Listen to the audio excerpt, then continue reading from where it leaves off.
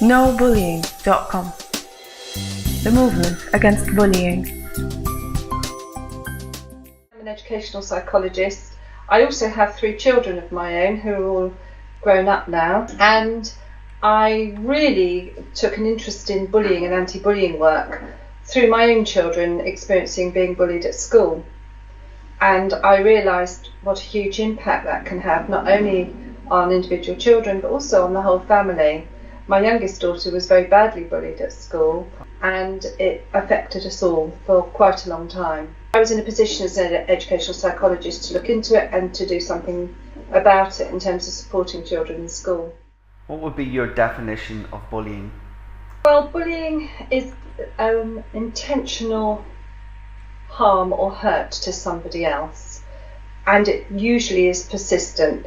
Teasing is fun, perhaps just as a one-off, just as a joke, but when teasing happens regularly, every day, it can be incredibly demoralising for an individual's child. So bullying is something that is upsetting and distressing to an individual, or a group of individuals actually. Groups can be bullied. With increased media coverage on bullying and cyberbullying, is the situation improving? I think as a society we're generally less prepared to accept bullying behaviour. I see it as part of a continuum of behaviour. Steven Pinker published a brilliant book a couple of years ago called The Better Angels of Our Nature, and his hypothesis in the book is that as a society we are becoming less violent, and it's a case he makes very, very well. Many years ago, back at the turn of the 20th century, for example, adults were regularly bullied in their place of employment. Employers hit their employees. Now, that would not be acceptable today.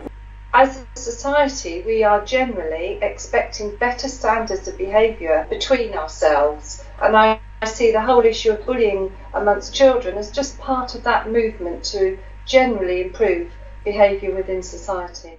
How do people bully others today? The same techniques and strategies are used as always, but what they've got with cyberbullying, for example, is just another way of bullying.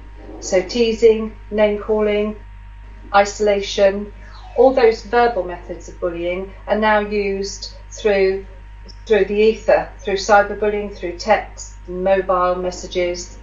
It's just another form of bullying. It's not any different. Obviously, what you don't have with cyberbullying is the physical aspect of bullying.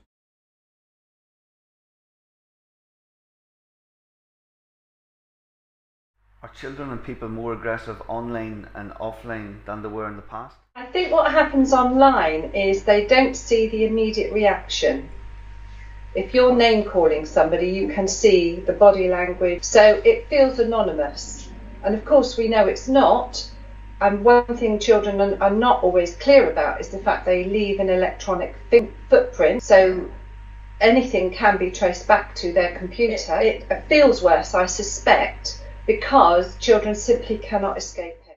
Would there be many cases of bullying within a family's home life? I think one of the things we need to be aware of is domestic violence continues to be a significant problem in our country. Men are victims of domestic violence, so where children are living in households where parental reaction to frustration, to upset, their response is to be violent, to kick the furniture, to hit the walls and that sort of, or hit each other, those parents are role models to their children, and children take those role models into school with them.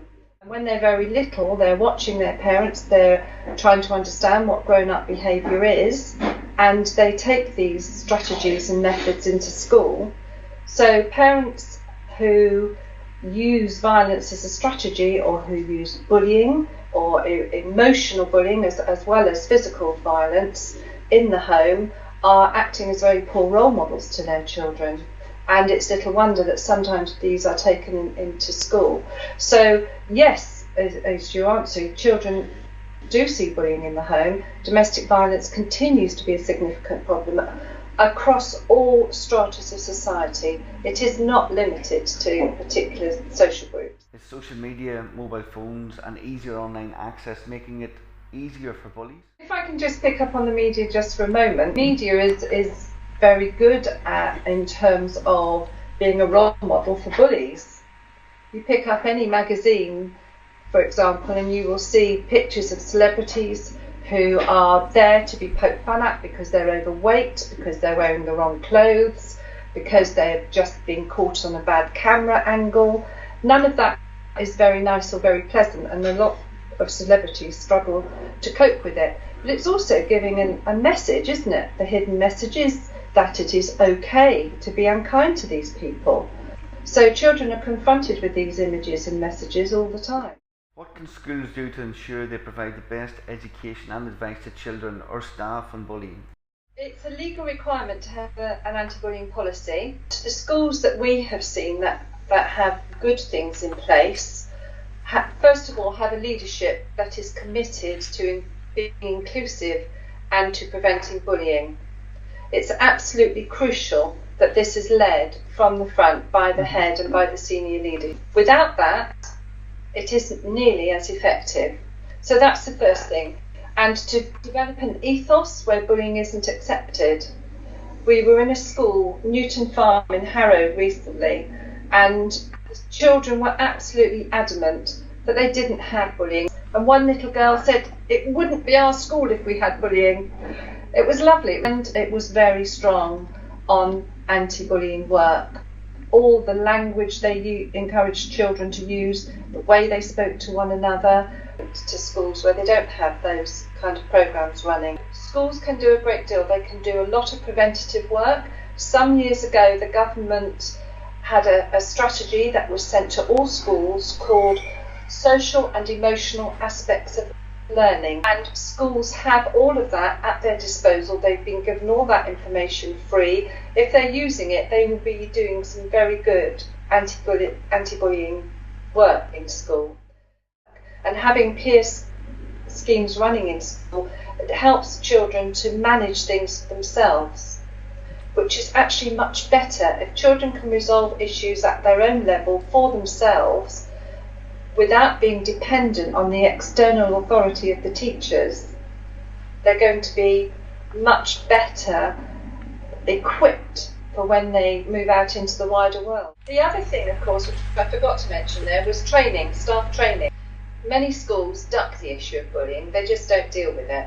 And it's simply because the teachers don't feel well trained, they don't feel equipped to deal with it. There's plenty of training out there for schools, and where staff are trained, they deal with it very well.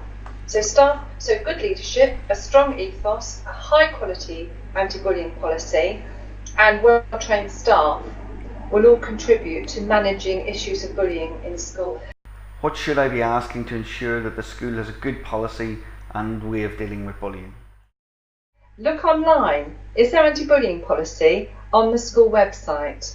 Because that will be a good indicator. Is it a good quality policy? What's in the policy? Quite often we have been very unimpressed initially with school policies. The government have said that, it's statutory requirement that schools have to have a policy, an anti-bullying policy, by law. But then there's not a terrific amount of guidance, good quality guidance, about what should be in the policy.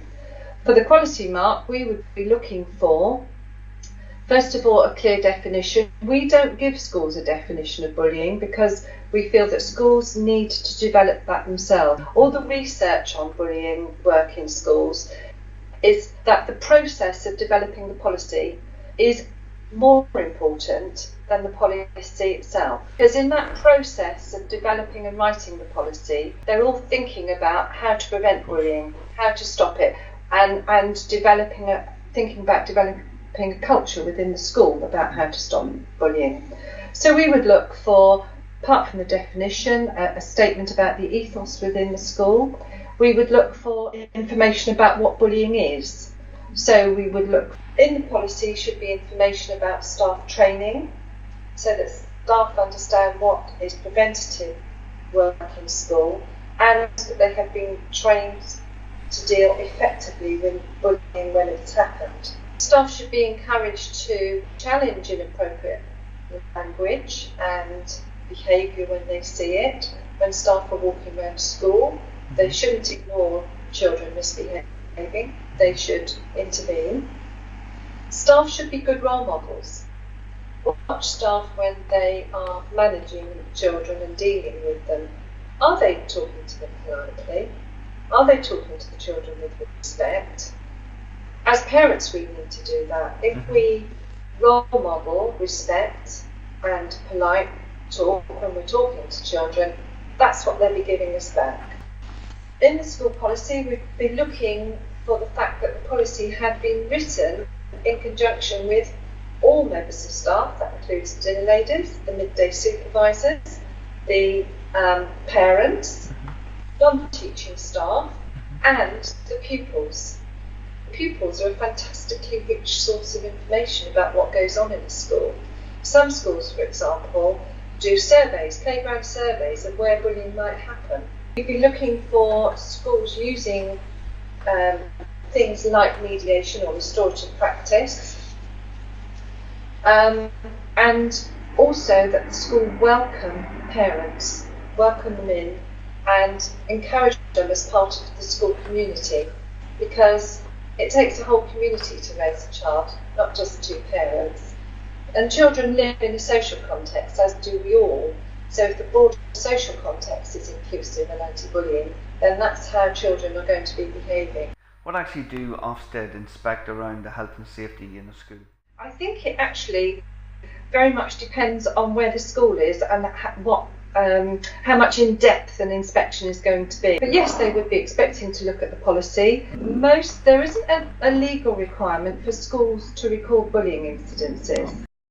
So most schools don't, but that's something we're encouraging schools to do and to look at the data. It's very helpful to see when bullying incidences happen, who's doing it, and actually who is being bullied.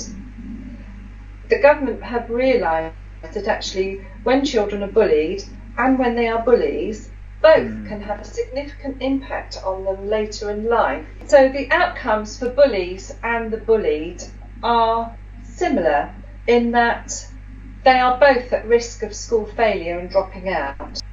They're both more likely to turn to drugs and alcohol abuse, both groups. They're both more likely to fail to reach their full potential. The bullies are more likely to commit criminal acts.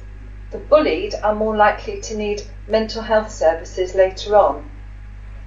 Now, a significant feature of this is the children who are likely to become what we call NEETs, N-E-E-T, not in education, employment or training. And in 2009, the Department for Education published a report that found that within 10 years of leaving school, young people who were NEET, not in education, training or employment, 15% of those people were likely to be dead. That is a shocking statistic. In 10 years of leaving school, if you're a young person not in education, employment or training, 15% of them are likely to be dead. Bullying has a significant impact on young people and their future lives, and we know that from adults who have talked about their experiences of being bullied at school and how it has impacted on them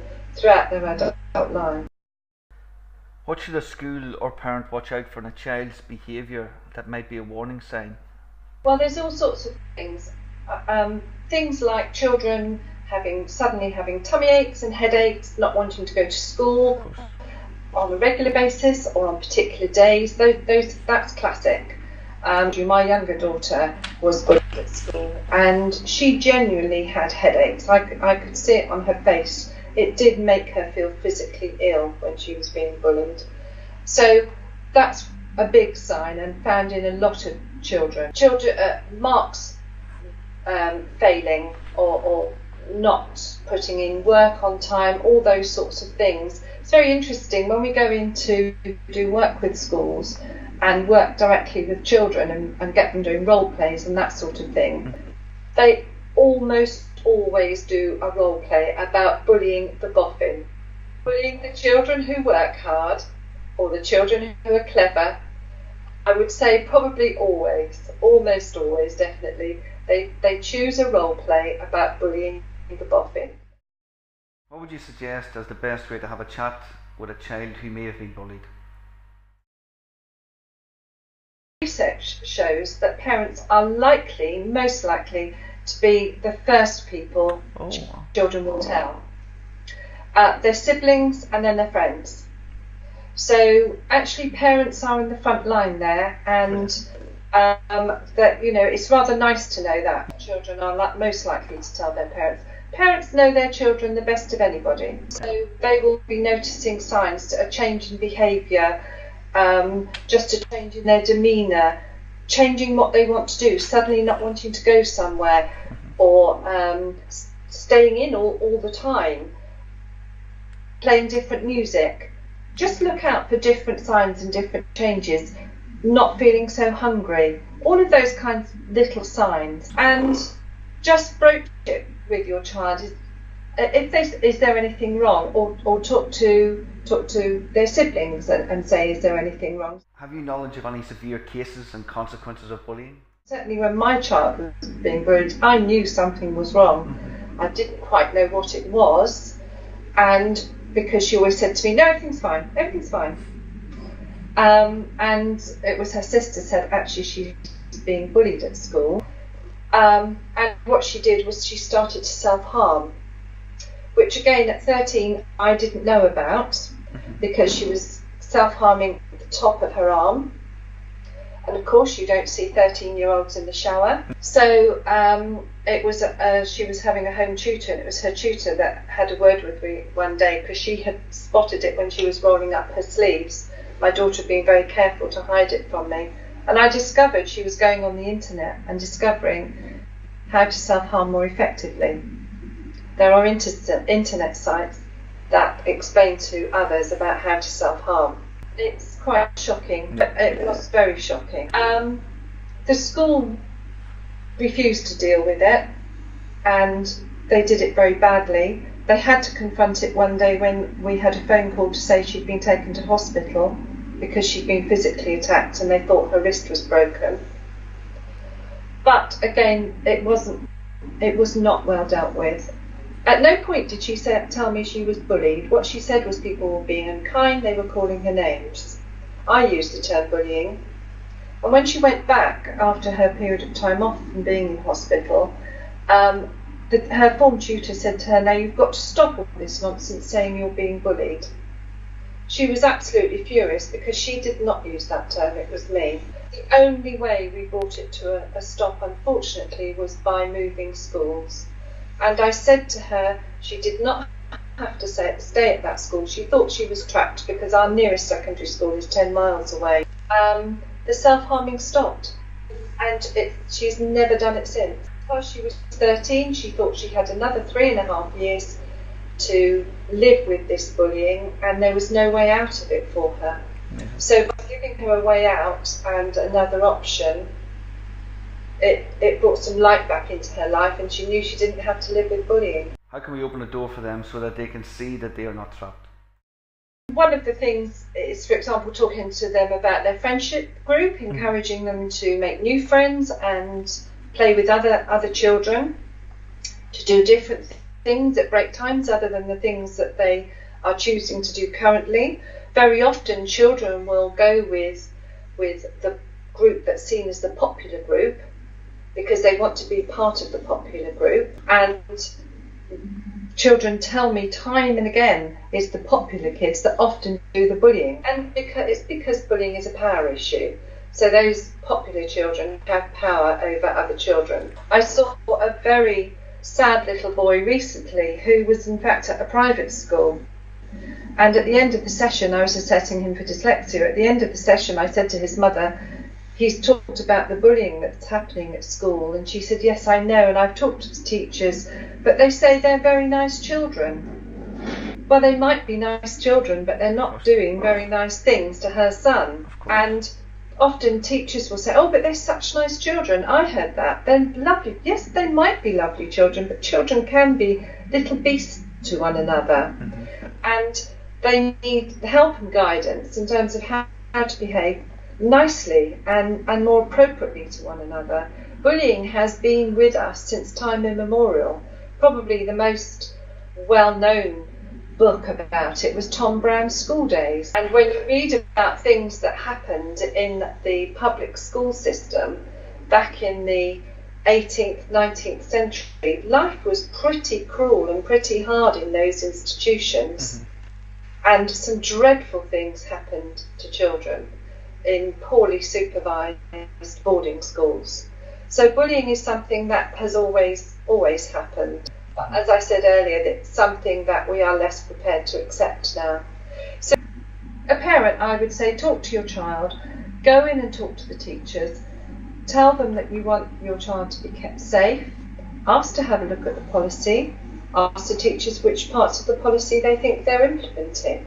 A good school should have something like a peer support system going on. Even good infant schools train some of their children to be peer supporters. I would certainly expect to see a peer support scheme going on in a junior school and in a secondary school. Is there likely to be long-term effects on children who are bullied? There's lots of information in the research about the long-term impact. It affects people's confidence socially, confidence to apply for jobs.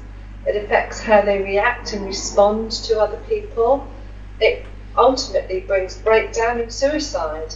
We've had examples in this country of children committing suicide, and not so long ago, because of bullying in school. And you know, these days there is absolutely no reason why a school should not tackle bullying.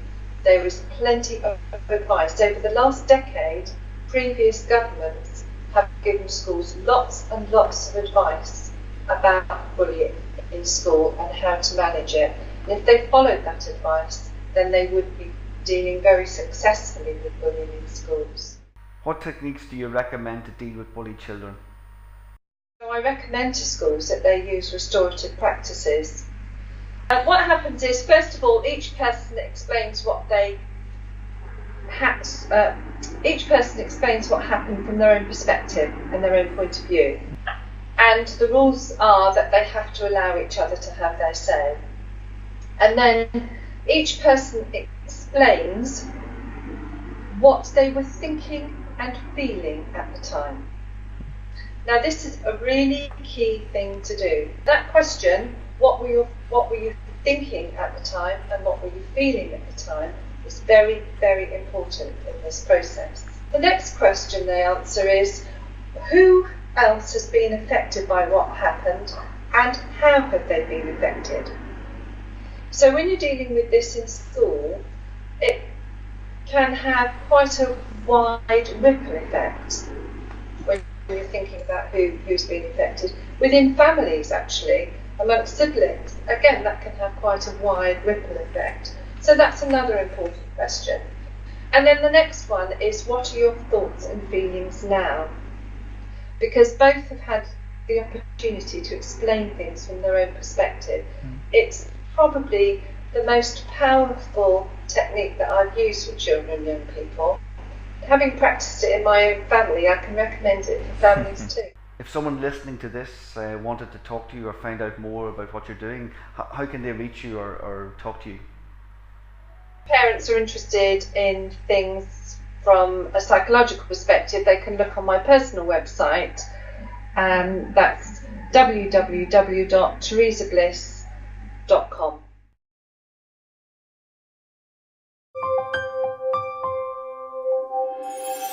nobullying.com. The movement against bullying. Did you like this video? Did you find it informative? Please support us by pressing like, sharing with your friends, and subscribing. For more information, please visit our website at www.nobullying.com.